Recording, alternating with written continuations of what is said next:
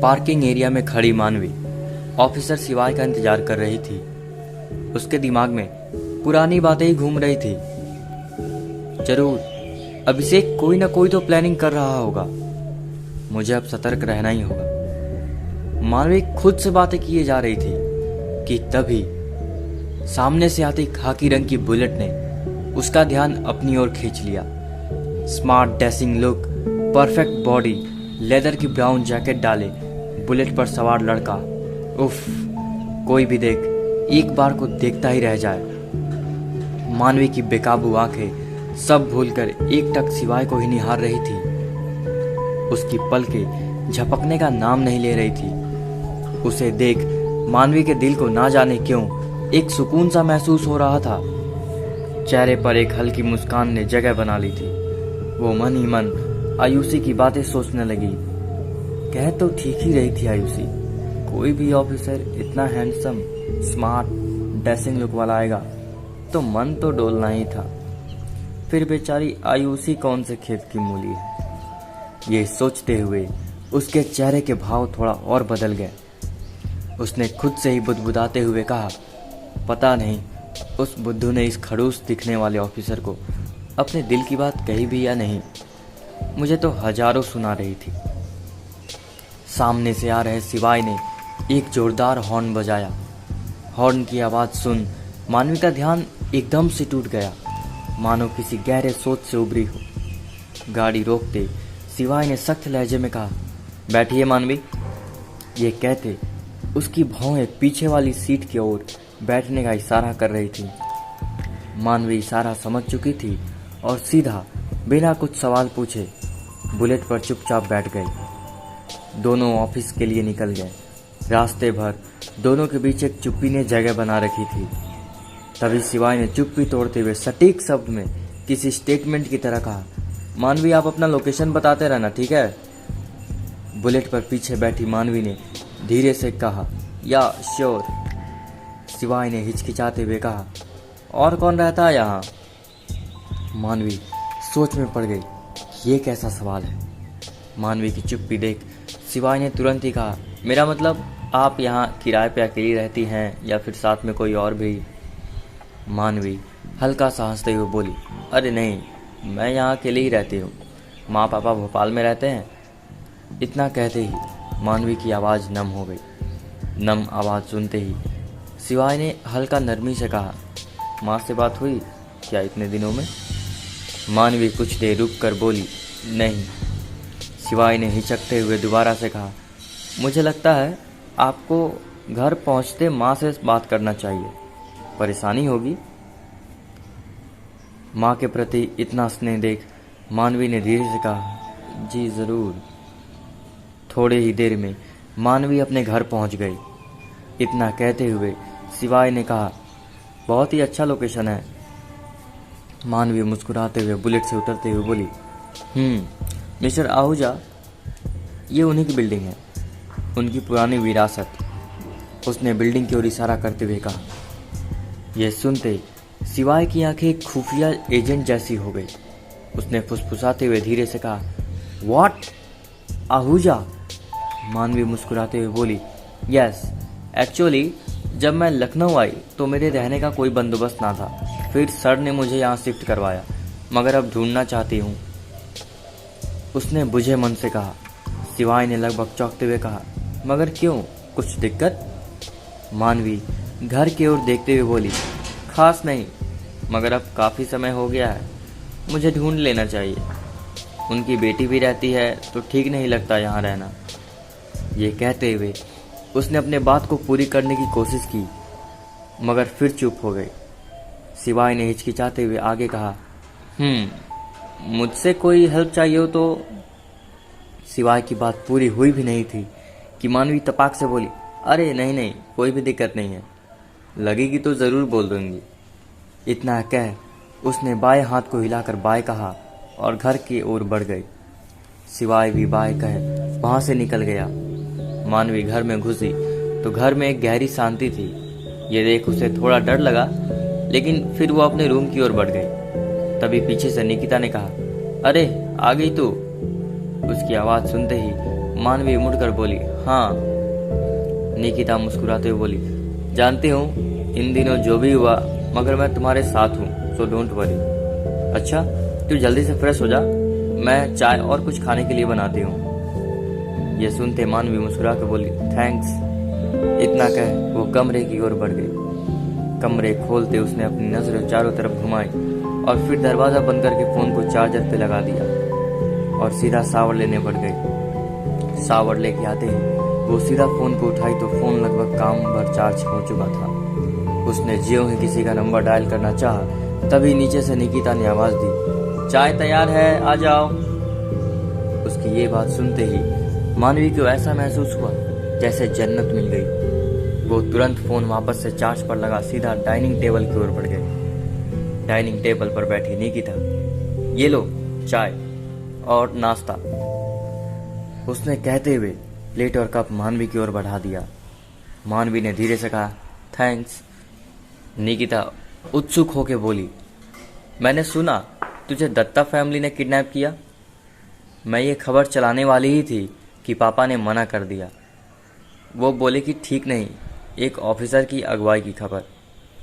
ये सुनते ही मानवी बोली, तो क्या हुआ, तुम्हें चलाना था, पब्लिक भी जानती दत्ता फैमिली का सच।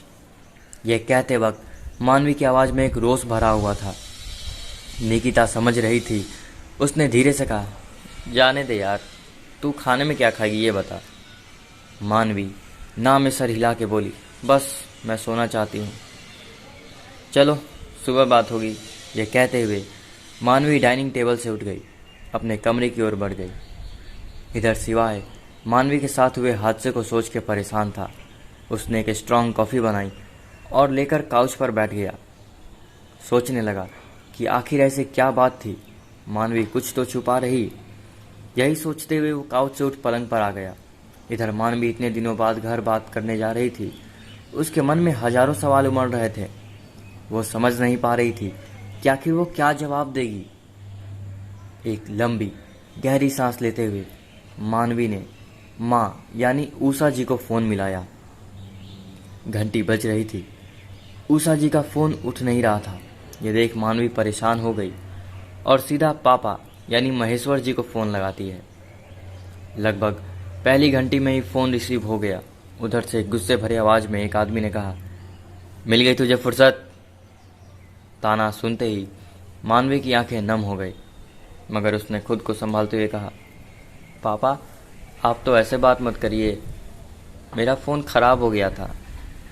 मानवी ने बात आगे संभालते हुए कहा, आज ही बनकर आया। ये कहते वक्त उसकी आवाज़ में नमी थी। मानवी खुद की सफाई देते हुए आगे बोली, पापा वो।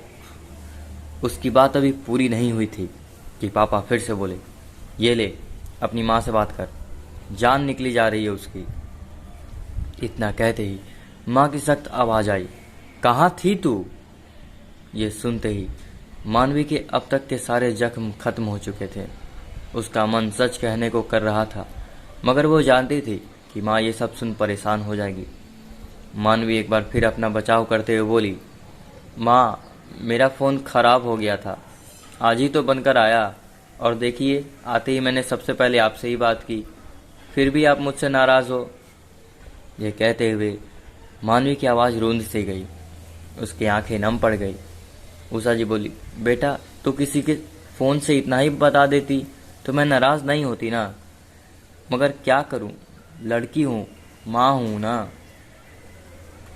मानवी, माँ कभी तो ये कहा करो कि एक ऑफिसर की माँ हो आप। उषा जी, अच्छा बाबा गलती होगी, तू बता कैसी है, आज ऑफिस में तेरा खड़ूस ऑफिसर तुझे परेशान तो नहीं किया। माँ की ये बात सुनते ही मानवी की आंखों से आंसू गिर गए। उसने खुद को संभालते हुए कहा, अरे नहीं माँ, फ़ोन बनकर आया तो मैंने सोचा पहले बात कर ली जाए फिर काम। उषा जी मानवी की ये बात सुनते ही कंफ्यूज हो बोली, मैं क्या बोल रही हूँ और तू क्या, मुझे तो लगता है तुझे सोने की ज़रूरत है। उषा जी की ये बात सुनते मानवी बोली, हाँ आप सब ठीक है ना। उषा जी परेशान होते हुए बोली, अरे हाँ बेटी तू आराम कर। इतना कहते ही उन्होंने फ़ोन काट दिया। फ़ोन कटते ही मानवी रज़ाई ओढ़े सोने की कोशिश करने लगी। तभी उसकी आंखों के आगे वो सारे दृश्य घूमने लगे। पसीने से लथपथ मानवी सीधा उठी और लंबी लंबी सांसें लेते हुए हनुमान चालीसा पढ़ना शुरू की। जय हनुमान ज्ञान गुण सागर, जय कपीसतिहु लोक उजागर। कुछ ही देर में वो बिल्कुल नॉर्मल हो गई। उसने आंखें बंद की और चुपचाप रजाई में वापस से लेट गई। इस बार थके होने के कारण उसकी आंख कुछ ही देर में लग गई। ऑफिस का अगला दिन सुबह के 10 बज रहे थे। सर्द की हवाएं कोहरे ने ढाक रखी थी। रोज की बजाय आज ठंडक कुछ ज़्यादा ही थी और उसके कारण सड़क पर भीड़ भाड़ काफ़ी कम था। सिवाय आराम से गाड़ी चलाकर ऑफिस की ओर जा रहा था। तभी उसकी नज़र आगे चल रही सफ़ेद पल्सर पर पड़ी, जिस पर खुले बालों में एक लड़की हैंडसम लड़के से लिफ्ट मांग उसके कमर को कसकर पकड़ बैठी है। ये देख सिवाय के चेहरे पर हल्की सी मुस्कान तैर गई। उसने मन में कहा, ठंड कितनी भी आ जाए मगर गर्लफ्रेंड हमेशा हॉट होती है। इतना सोचते ही उसकी मुस्कान हंसी में बदल गई। तभी उस सफ़ेद पल्सर पर बैठी लड़की ने थोड़े तेज आवाज़ में कहा, मज़ा आ गया तुझे? ये सुनते सिवाय ने कान खड़े हो गए। आंखें छोटी होकर दिमाग पर जोर लगाने लगी कि आखिर ये आवाज़ तो जानी पहचानी सी लग रही है। कौन हो सकता है? यही जानने के लिए सिवाय ने अपनी गाड़ी उसी पल्सर के पीछे लगा दी। उस सफ़ेद पल्सर पर खुले बालों में बैठी लड़की आंखों पर गॉगल्स लगाए, पैरों में हाई हील्स बूट पहने थी। कुछ ही दूर एक ऑफिस आने वाला था। ये देख सिवाय ने अपनी गाड़ी हल्की और धीमे कर नुक्कड़ पर लगे चाय की दुकान के पास लगा दी। ऑफिस के चंद दूरी पर वो सफ़ेद पल्सर जाकर रुकी। पल्सर से लड़की उतरी और लड़के को गले लगा ऑफिस के अंदर हाथ हिलाते बाय कर चली गई। सिवाय चुपचाप दूर खड़ा ये सब आश्चर्य हो देख रहा था कि आखिर ये है कौन। मैंने तो इस आवाज़ पहली बार देखा है, मगर इसकी आवाज़ तो जानी पहचानी सी लग रही है। उसके मन में अभी यही सवाल चल रहा था कि उस लड़के ने अपनी सफ़ेद पल्सर चालू की और घुमाते हुए इसी चाय की दुकान पर आ रुका। उसने फ़ोन उठाते हुए किसी से कहा, हेलो सर, काम हो गया। उस लड़के ने थोड़ा रुक कर कहा, आज वो लड़की छुट्टी पर है, शायद कल से ज्वाइन करेगी। अच्छी खबर यह है कि इसी ऑफिस की एक लड़की है जो उस लड़की से बहुत जलती है। सर, ये पक्की बात है, क्योंकि जब मैंने उस लड़की के बारे में जानना चाहा तो उसके मन में उस लड़की के प्रति बेहद रोष था। बाकी आपके प्लान के मुताबिक हम जल्द ही उस लड़की को पकड़ लेंगे। उस लड़के की बात सुनते ही सिवाय ने के रोंगटे खड़े हो गए। वो समझ चुका था कि ये लड़का किस लड़की की बात कर रहा है। सिवाय ने बिना मूवमेंट किए धीरे से उस गाड़ी नंबर प्लेट की फ़ोटो खींच ली, क्योंकि उसे पता था कि मानवी अभी भी खतरे में है। इतना कह वो लड़का फ़ोन कट कर तुरंत ही फिर किसी को फ़ोन किया। हे बेबी, व्हाट्सएप। उसने थोड़ा रुक कर कहा, बेबी तुम कहो तो मैं तुम्हें शाम को लेने भी आ जाऊं? अच्छा ठीक है, मैं रखता हूँ, ऑफिस निकल रहा हूँ। इतना कह वो लड़का अपनी पल्सर लेके वहाँ से निकल गया। अब तक हुई घटना सिवाय ने बेखूबी समझ लिया था, मगर उसे अब सिर्फ इतना सभी एडवांस का प्रूफ चाहिए था। कुछ सोचकर उसने चाय वाले बाबा से कहा, दादा एक काम करेंगे? चाय वाले दादा, कैसा काम बाबू? सिवाय, दादा ये अभी जो गाड़ी खड़ी थी, मुझे इसके आने जाने की सारी जानकारी चाहिए, क्या आप कर सकते हैं? सिवाय ने उन्हें घूरते हुए सख्त आवाज़ में कहा। चाय वाले दादा चुप हो सुन रहे थे। सिवाय ने एरोगेंट हो कहा, शायद आप बताने से किसी की जान बच जाए। इतना कह सिवाय दादा को आगे देखते हुए बोला, इस काम के बदले मैं आपको पैसे भी दूंगा, जितना आप चाहो। दादा हिचकिचाते हुए बोले, बाबू पैसे की बात ना है, किसी की ज़िंदगी की बात है तो हम तैयार हैं। आप हर सूचना पर अपनी खुशी से जो देने की इच्छा हो हमें दे देना। दादा की बात सुनते ही उसके चेहरे पर एक अलग सी मुस्कान तैर गई। वो समझ चुका था कि वो तैयार है, मगर वो इतना शांत नहीं बैठ सकता था। उसे पता था कि अब उसे क्या करना होगा, क्योंकि अभी तक ये केस भारी था अब इस केस में मानवी भी कहीं ना कहीं बेवजह जुड़ चुकी है। यही सोचकर वो अंदर ही अंदर परेशान हो रहा था। मानवी के ऊपर उसे गुस्सा भी आ रहा था। यही सब सोचते हुए उसने अपनी बुलेट स्टार्ट की और सीधा गाड़ी पार्किंग में लगा ऑफिस के अंदर इंटर किया। ऑफिस में घुसते सामने सीढ़ी के पास वही लड़की खड़ी थी और किसी से फ़ोन पर बात कर रही थी। देखो, तुम जैसा चाहते हो मैं करने को तैयार हूँ, मगर मुझे उसकी पोजीशन चाहिए। पूरी ऑफिस में सिर्फ उस आई हुई लड़की का रुतबा है। ये कहते हुए वो जैसे पलटी सिवाय से जा टकराई। ऑफिसर, उसने लगभग चौंकते हुए तेज आवाज़ में कहा।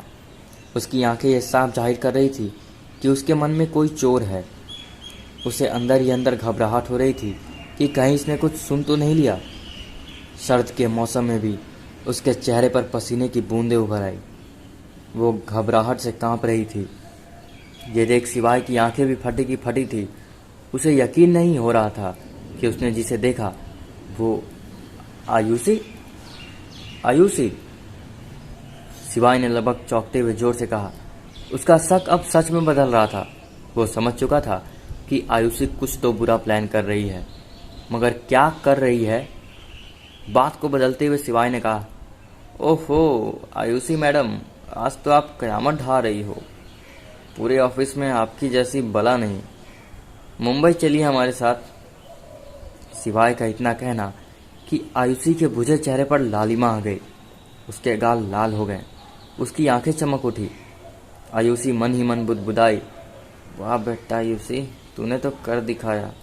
उस चंपू को भला कौन घास देगा, मगर तेरी किस्मत देखो, चंपू लाइन में आया तो शेर खुद करीब आ गया, वरना अभी तो चमची आई होती तो बस उसकी ही राधे राधे करता। आयुषी ख्यालों में डूबी हुई मन ही मन बड़बड़ाई जा रही थी। ये देख सिवाय समझ चुका था कि आयुषी को कैसे सीधा करना है। कुछ देर रुक आयुषी को देखते हुए वो सीधा मानवी के केबिन की ओर बढ़ गया। आंखों में गुस्सा और एक लंबी सांस के साथ आयुषी बोली, जल्द ही वो मेरा केबिन होगा जहां हम दोनों साथ होंगे। आयुषी के हाव भाव देखकर यह साफ जाहिर हो रहा था कि वो किसी बड़े प्लानिंग में है। आयुषी बाल झटकते अपने केबिन की ओर बढ़ गई। इधर सिवाय ने वो गाड़ी नंबर सर्विलांस पर लगवा दिया। उसे चिंता थी कि कहीं कुछ ऐसा ना हो जाए कि सब कुछ हाथ से निकल जाए। सिवाय एकजुट हो केबिन में बैठ ऑफिस का काम किए जा रहा था। अब आगे क्या होगा यह जानने के लिए सुनते रहिए इस स्टोरी को। धन्यवाद।